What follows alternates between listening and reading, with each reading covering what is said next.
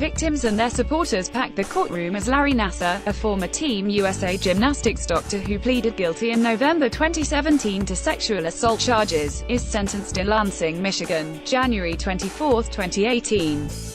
Numerous people have been fired or forced out of jobs in the wake of the widening scandal involving once-renowned gymnastics doctor Larry Nassar, who has been ordered to serve decades in prison for molesting some of the sport's top athletes and others, as well as child pornography crimes.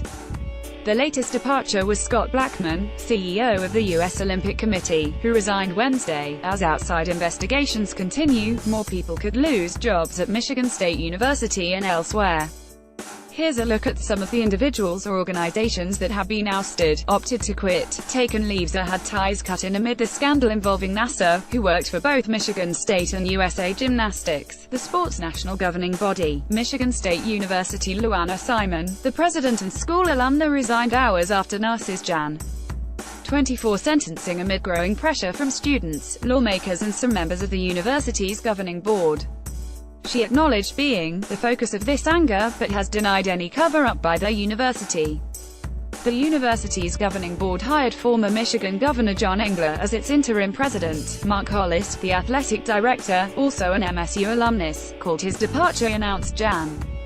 26 a retirement, but he, too, had faced pressure to leave.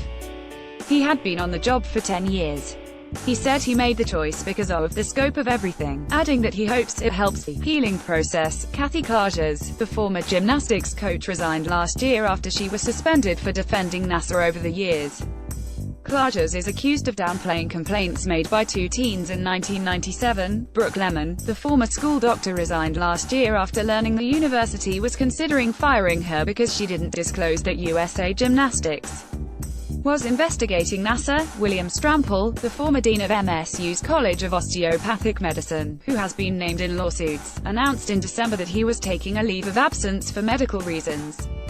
University officials said then he would no longer be dean but remains a faculty member.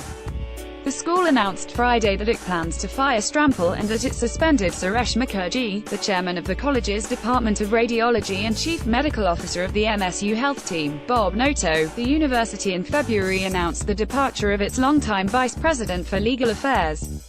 The school called it a retirement, which was to be effective March 5. He had been MSU's general counsel since 1995. Trustee Brian Mossalom had sought Noto's resignation. USA Gymnastics Valerie Lelucon, the coordinator of the women's national team for USA Gymnastics, announced in early February that he stepped down, less than 18 months after taking over for Martha Caroli in September 2016. Lelucon said in a statement that while he wanted to help turn the program around, the present climate causes me, and more importantly my family, far too much stress, difficulty and uncertainty. USA Gymnastics confirmed Jan. 26 its entire board of directors would resign as requested by the U.S. Olympic Committee. The USOC had threatened to decertify the gymnastics organization, which besides picking U.S. national teams is the umbrella organization for hundreds of clubs across the country.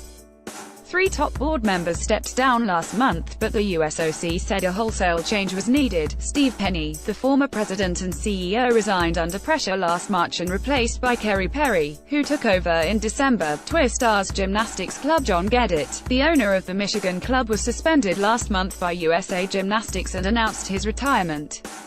He was the U.S. women's coach at the 2012 Olympics. Nassar was sentenced Monday to a third prison term of 40 to 125 years for molesting young athletes at the Elite Training Center.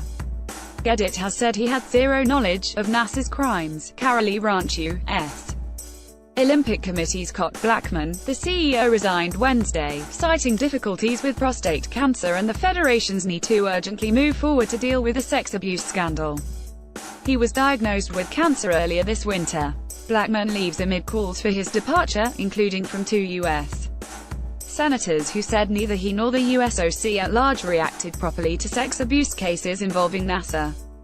The USOC is conducting an independent review of when Blackman and others learned the details about abuse cases at USA Gymnastics and whether they responded appropriately.